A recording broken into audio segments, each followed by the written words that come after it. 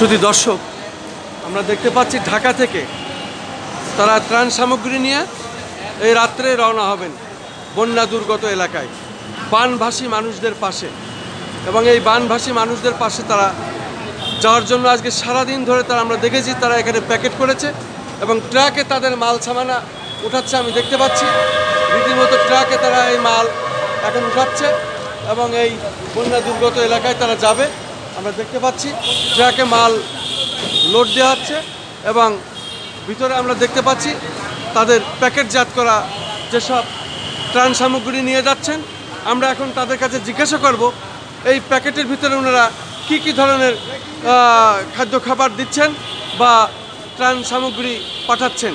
আপনারা যদি বলতেন আপনারা কী সামগ্রী এই বস্তার ভিতরে আছে নামগুলো যদি বলতেন। আমরা এই প্যাকেট যাত্রা করার সময় আমরা শুকনা মুড়ি আছে, এখানে চিড়া আছে, শুকনা চিড়া, আপনার হইতেছে শুকনা গুড়টা আছে, তারপরে আপনার বিস্কিট আছে, যে টস বিস্কিটটা এটা আছে, তার এনার্জি বিস্কিটটা আছে, স্লাইন আছে, নাপা আছে, পানি আছে।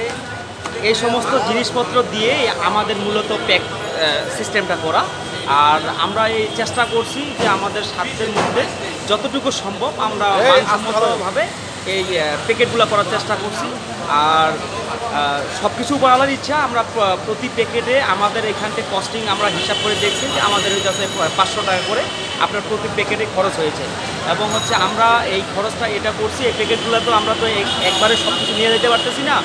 আর আমরা আরেকটা ব্যবস্থা করতেছি, এটা হচ্ছে ওইখানটা যদি আমরা কোথাও যদি শুকনো জায়গা পাই সেক্ষেত্রে সেই শুকনো জায়গার মধ্যে স্থানের মধ্যে আমরা কিছু খিচুড়ি কয়েক ডেক রান্না করে আমরা যে গ্রামের যে দরিদ্র ফ্যামিলিগুলো যেগুলো আছে যাদের এই মুহূর্তে কোনো উপার্জন করা সম্ভব না, প্লাস হচ্ছে তাদের মাঝে কেউ কোনো খাবার দিচ্ছে না, এই সমস্ত লোকদের মাঝে আমরা হচ্ছে আপনার খিচুড়ি বা কোনো কিছু রান্না করে দেওয়া সম্ভব হয় কি হয় না, এটাও আমরা বিবেচনা রাখবো। প্লাস আরেকটা জিনিস আমরা বিবেচনায় রাখবো যে আমরা কিছু নগদ অর্থ প্রদান করবো সেখানটা নগদ অর্থ প্রদান করবো।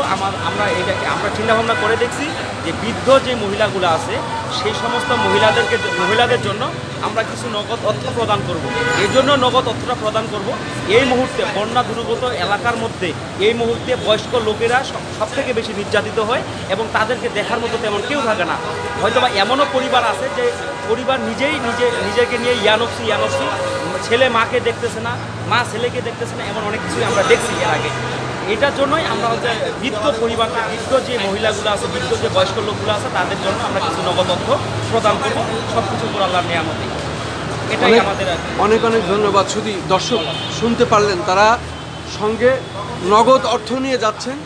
তারা চেষ্টা করবেন তাদেরকে ওখানে রান্না করে খাওয়ানো যায় কিনা, আর যদি না হয় তাহলে নগদ অর্থ তাদেরকে দিবেন। সেই সাথে তারা প্যাকেটজাত খাদ্য এখান থেকে নিয়ে যাচ্ছেন।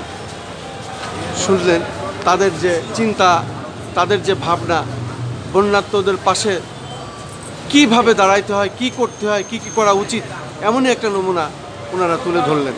আমি খন্দকার মাসুদুজ্জামান। যা আমরা আজকে রাজধানী ঢাকায় প্রথমে আমরা রাত্রে এটাই পেলাম, কিন্তু আমরা বিশেষ করে ঢাকা বিশ্ববিদ্যালয়ে আমরা সারাদিন অপেক্ষা করেছি এবং ওখানে আমরা নিউজ করছি ধারাবাহিকভাবে। সেখানে কোটি কোটি টাকা মানুষ এখন আসছে, ওখানে লক্ষ লক্ষ টাকা কত ত্রাণ নেবে এখন পাঠানোটাই হলো বিষয়। আমরা তেমনই দেখতে পাচ্ছি একটি প্রতিষ্ঠান নিজ উদ্যোগে, আমরা দেখতে পাচ্ছি 4 জন যুবক তরুণ, তারা তাদের নিজ উদ্যোগে এই কাজটি করছেন। সত্যি আসলে এটা প্রশংসা করার মতো। আমি তাদেরকে ধন্যবাদ জানাই আমাদের চ্যানেলগুলির পক্ষ থেকে।